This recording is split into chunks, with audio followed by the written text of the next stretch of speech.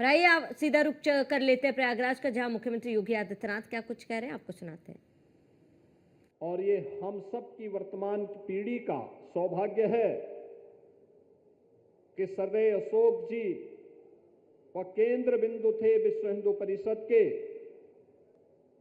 जिनके नेतृत्व में पूज्य संतों के आशीर्वाद से जो संकल्प पारित होते थे, वे संकल्प एक एक करके आज हम सबको अपनी आंखों से देखने को मिल रहे हैं। गत वर्ष पूरी दुनिया ने देखा है, हर सनातन धर्मावलंबी ने महसूस किया है कि अयोध्या में श्री राम जन्मभूमि पर 500 वर्षों का इंतजार समाप्त हुआ। मर्यादा पुरुषोत्तम प्रभु श्री राम अपने भव्य और दिव्य मंदिर में विराजमान हो रहे हैं। आज आपने देखा होगा कितने लोग अयोध्या जा रहे हैं। मैं एक आंकलन निकाल रहा था, 2016 में अयोध्या में कुल 2,36,000 श्रद्धालु गया था, और जब हम लोग 2024 का आंकड़ा देख रहे थे, 2024 में यह संख्या बढ़कर के 12 से 15 करोड़ पहुंच गई। कितना भव्य रूप है।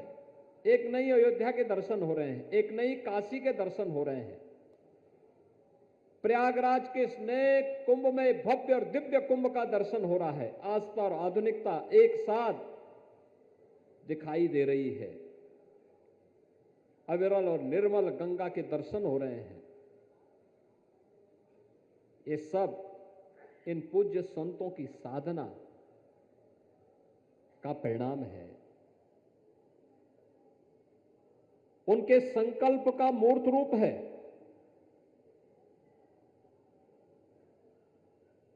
और उसे मूर्त रूप देने के लिए ही हमारी ऋषि परंपरा ने इस प्रकार के आयोजन, इस समागमों, कुंभ के देश के 4 स्थानों पर,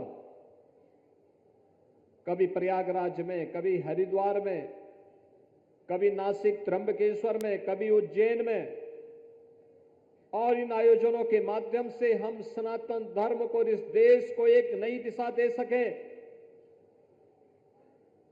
भारत के अंदर जन्मी हुई इन सभी उपासना विधियों के लिए एक मंच बनकर के विश्व हिंदू परिषद आगे बढ़ा।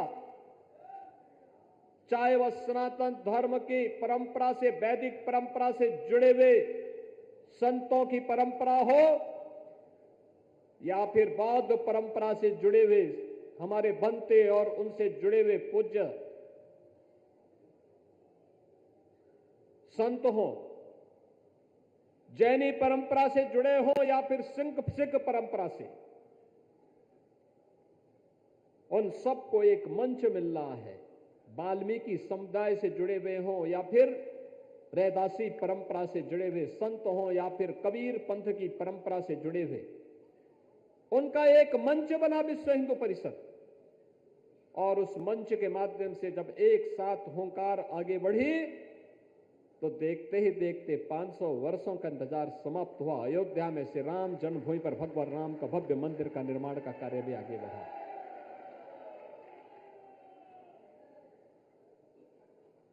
आप याद करिए, 500 वर्षों में हमारी पीढ़ी सबसे सौभाग्यशाली है कि हम अपने इन भौतिक चक्षुओं से अयोध्या का यह मूर्त स्वरूप, एक दिव्य अयोध्या का देखने में समर्थ हैं।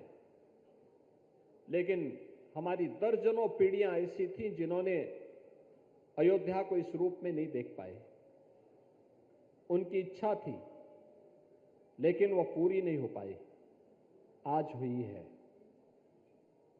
हम सब जब अयोध्या के दर्शन करते हैं तो अपने पूर्वजों को भी उसके माध्यम से स्मरण करते हैं, उनके प्रति श्रद्धा व्यक्त करते हैं।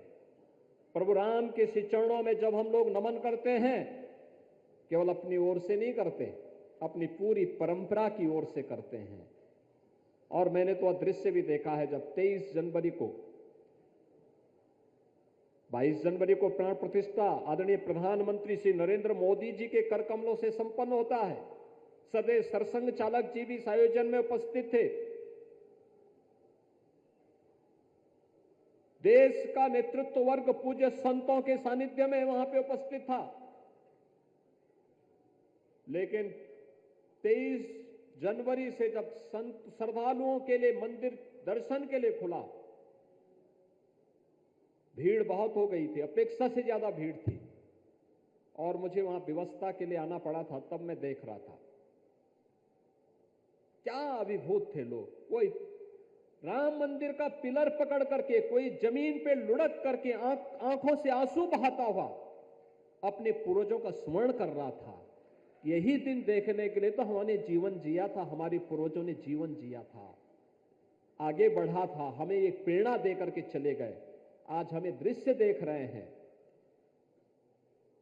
बहनों और भाइयों, यह दृश्य पूर्वजों के संकल्प से साकार होता है। लेकिन याद रखना, संकल्प को साकार करने के लिए धैर्य भी चाहिए, उस प्रकार का सत्संकल्प भी चाहिए। उतावलापन से ये सब सिद्धि नहीं होती है। सिद्धि के लिए हमें धैर्य आवश्यक है। सनातन धर्म एक विराट वट वृक्ष है। सनातन धर्म की तुलना किसी झाड़ी से नहीं हो सकती है, याद रखना।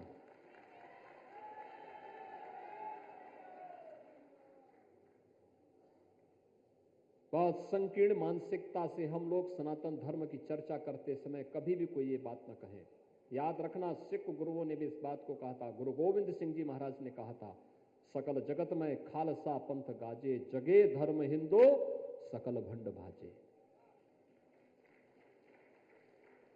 गुरु गोविंद सिंह जी महाराज ने इसी धर्म के लिए अपने आप को बलिदान किया था। अपने 4 पुत्रों को इस सनातन धर्म के लिए बलिदान किया था।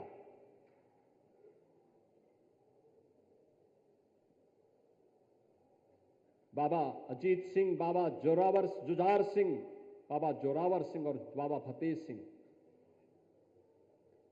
इसी सनातन धर्म के लिए शहीद हुए थे। गुरु तेग बहादुर जी महाराज ने कश्मीर में सनातन धर्म की रक्षा करने के लिए अपना बलिदान दिया था। ये सब कुछ सनातन धर्म के लिए, वे कभी अलग हो ही नहीं सकते। जोड़ने की ताकत होनी चाहिए हम में, और ये संदेश कुंभ के माध्यम से जाना चाहिए। ये संदेश भारत के अंदर जन्मी हुई हर उपासना विधि के लिए इस कुंभ के माध्यम से जानना चाहिए। अच्छा कहा जगत गुरु रामानुजाचार्य पूज्य वासुदेवाचार्य जी महाराज ने, भगवान राम तो एकता के लिए कार्य करते रहे, परिणाम अपने आप आया।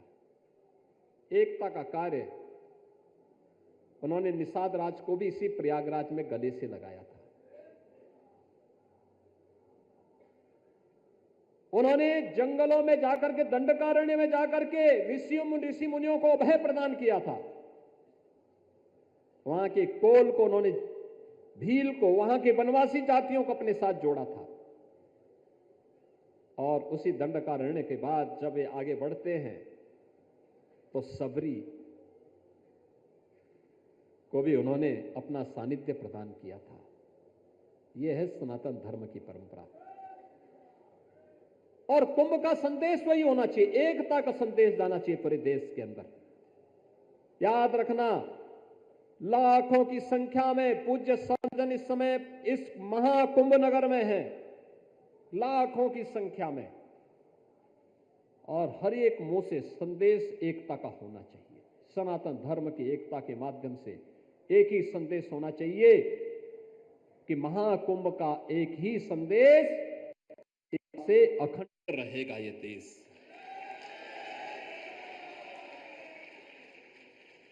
त्रिवेणी का संदेश, एकता से अखंड रहेगा ये देश, और अखंड रहेगा ये देश तो सनातन धर्म भी सुरक्षित है, भारत की हर उपासना विधि भी सुरक्षित है, पूज्य संत भी सुरक्षित हैं, और अयोध्या की तरह जो आपकी तमन्ना है वह तो सब साकार होना ही होना है।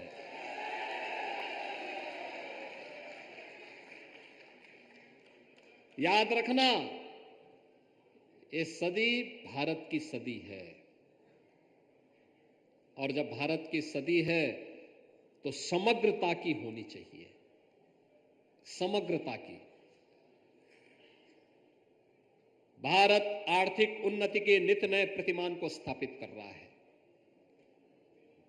क्योंकि प्रधानमंत्री मोदी जी के नेतृत्व में उस प्रकार की योजनाएं बनाई गई हैं। भारत विकास के बड़े बड़े कार्यों को आगे बढ़ा रहा है, इंफ्रास्ट्रक्चर के, highway, expressway, railway, rail, metro,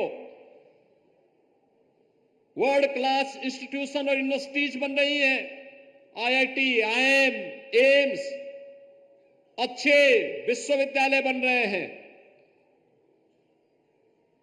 welfare की स्कीम बन रही है, गरीब के लिए मुफ्त में भोजन की व्यवस्था हो रही है। याद करिए, 4 करोड़ गरीबों के मकान बन गए हैं, 12 करोड़ गरीबों के लिए शौचालय बन गए हैं, 12 करोड़ किसानों को प्रधानमंत्री किसान सम्मान निधि का लाभ प्राप्त हो रहा है, 10 करोड़ गरीबों के घर में एलपीजी के कनेक्शन मुफ्त में पहुंच गए हैं, 80 करोड़ लोग फ्री में राशन की सुविधा का लाभ प्राप्त कर रहे हैं। यही तो है राम राज्य, यही है राम राज्य। 50 करोड़ लोग हर वर्ष 5 लाख रुपए की स्वास्थ्य बीमा मुफ्त में प्राप्त कर रहे हैं। कोई भेदभाव नहीं, न जाति का भेद है, न क्षेत्र का भेद है, न भाषा का भेद है, मत और मजहब का भेद है। जो भारत का है, योजना का लाभ प्राप्त कर रहा है। कहां भेद है? यही तो राम राज्य है, यही राम राज्य है।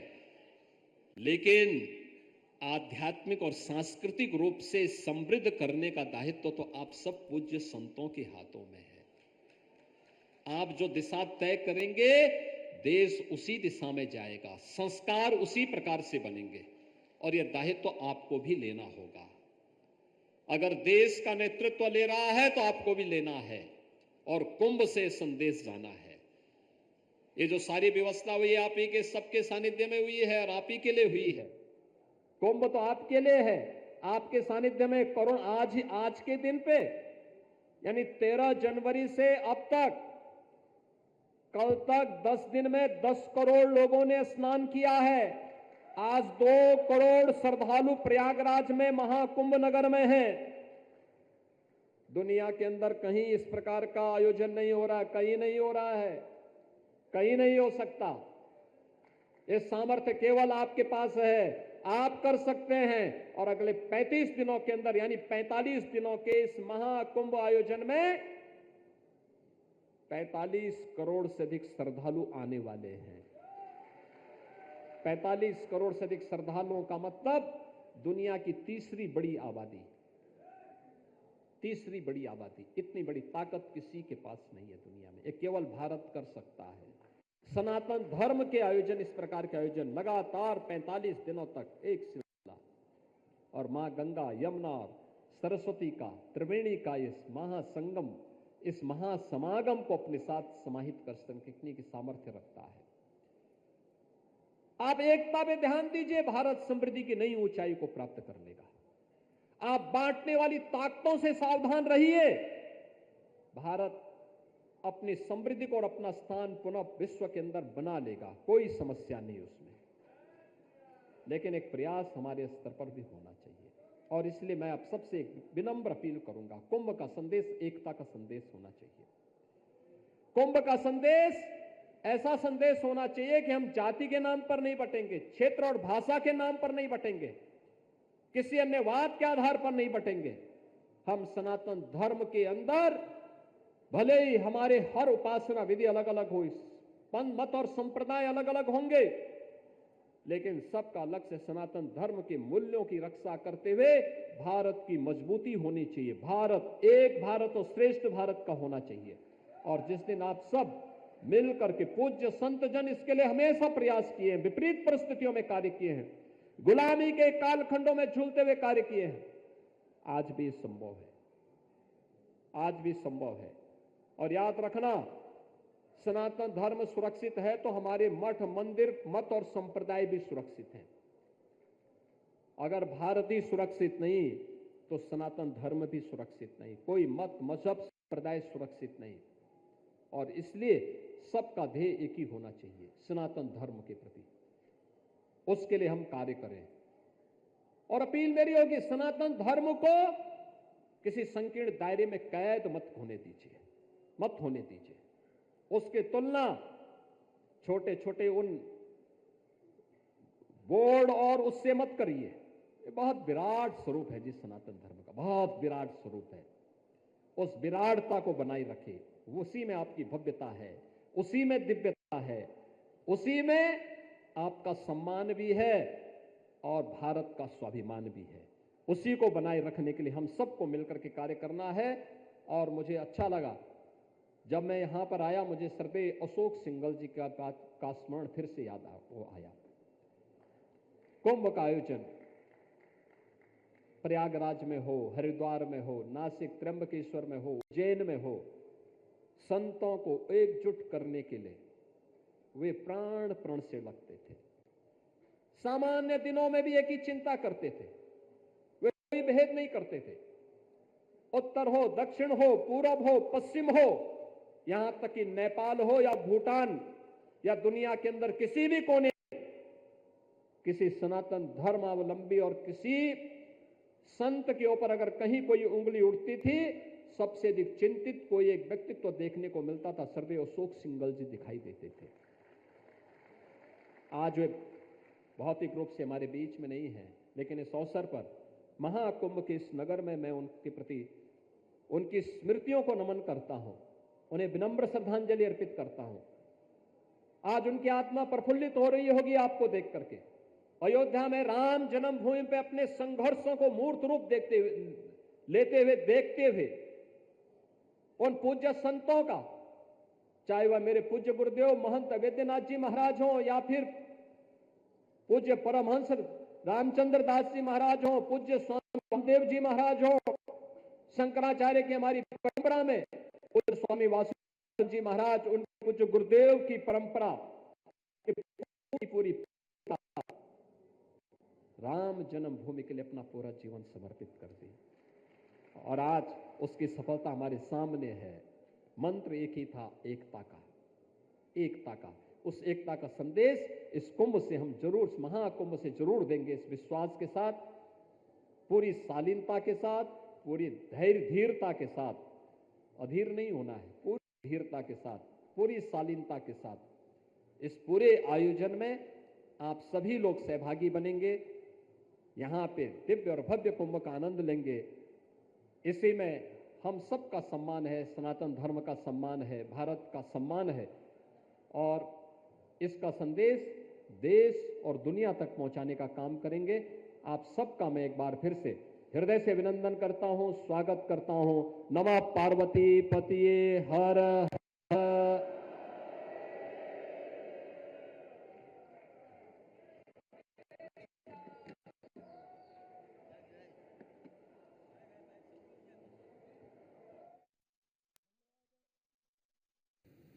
तो वीएचपी के विराट संत सम्मेलन में बोले हैं मुख्यमंत्री योगी आदित्यनाथ, और क्या कुछ कहा, एक नई अयोध्या काशी के दर्शन हो रहे हैं।